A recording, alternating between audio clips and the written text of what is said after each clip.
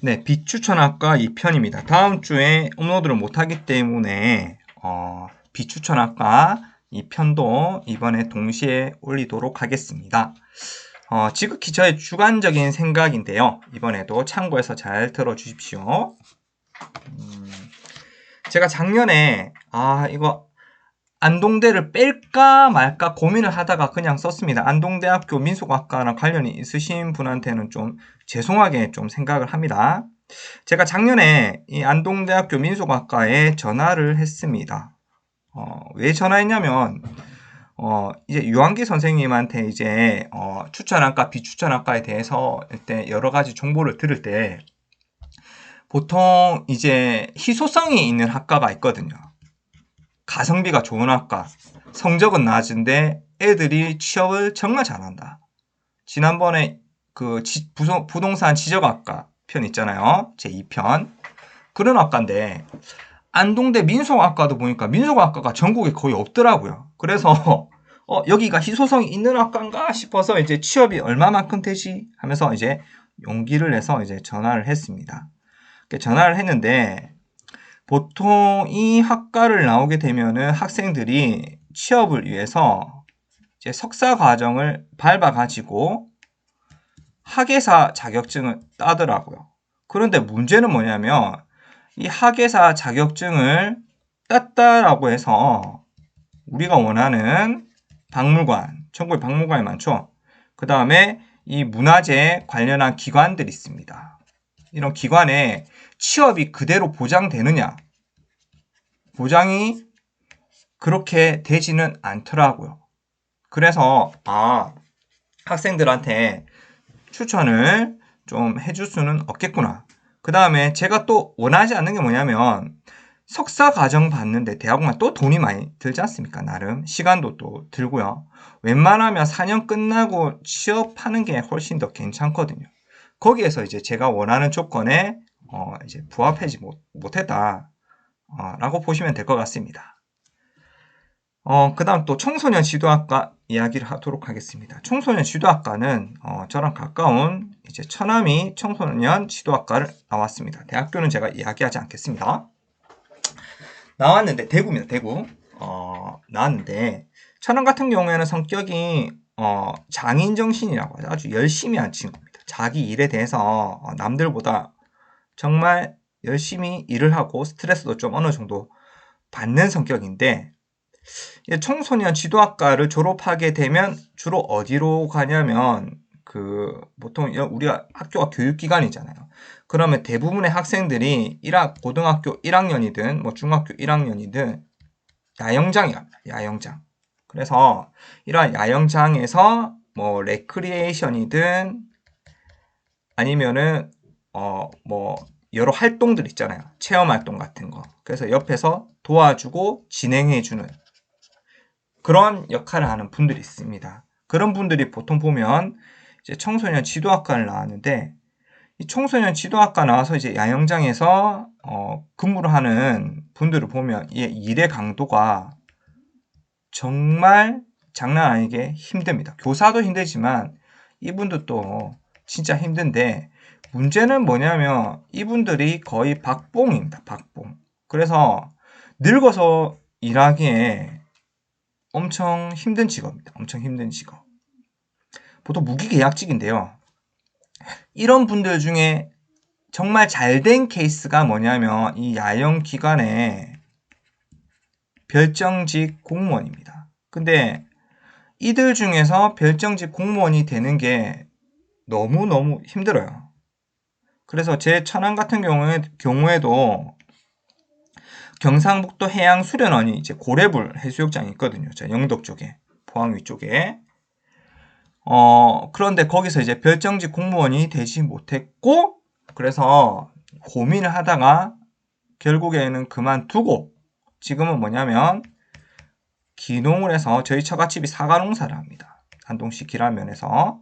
그래서 사과 농사를 지금 하고 있는데, 야영장에서 일을 할 때보다 이제 기농에서 이 사과 농사도 본인 특유의 장인 정신을 발휘해서 엄청 열심히 일하는 스타일이고 프로페셔널하게 신경을 엄청 많이 씁니다. 본인 일에 대해서. 그래서 그만큼 사과 농사를 통해서 뭐라고 해야 되지?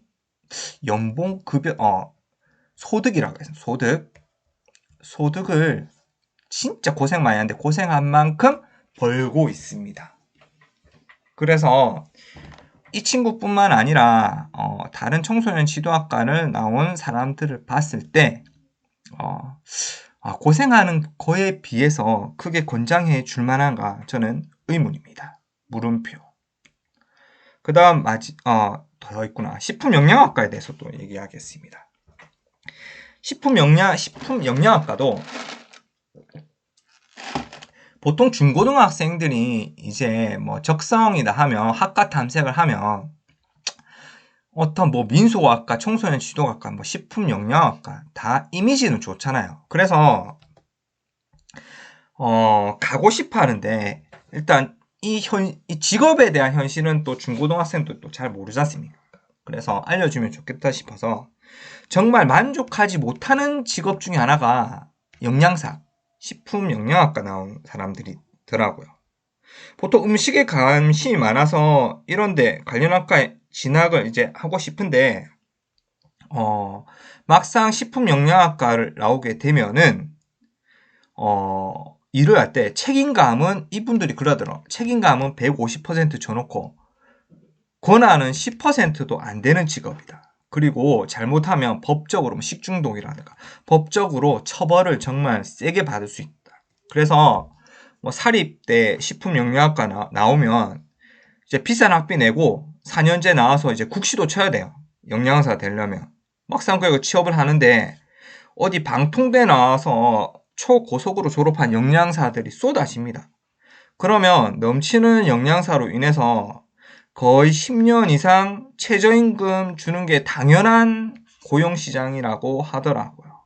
그래서 10년 됐는데도 그러니까 1년에 3천만 원도 못 받는 2,600만 원, 700만 원 받는 사람들이 수두룩 빽빽하다라고 합니다. 그리고 뭐 대기업 가면 그나마 많이 받지만 뭐 다른 데 가면 적게 받고 병원 같은 데만 하면 주 6일 근무는 필수라고 하더라고요.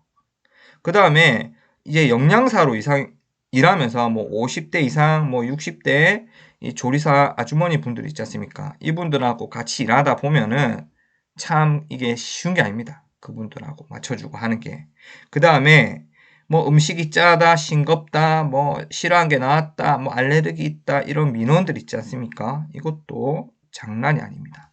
그래서 이분들 중에서 잘된 케이스 중에 하나가 교직 이수해서 영양교사가 됩니다. 영양교사 학교에 있죠. 그러면 이분들의 노동 강도가 어떠냐?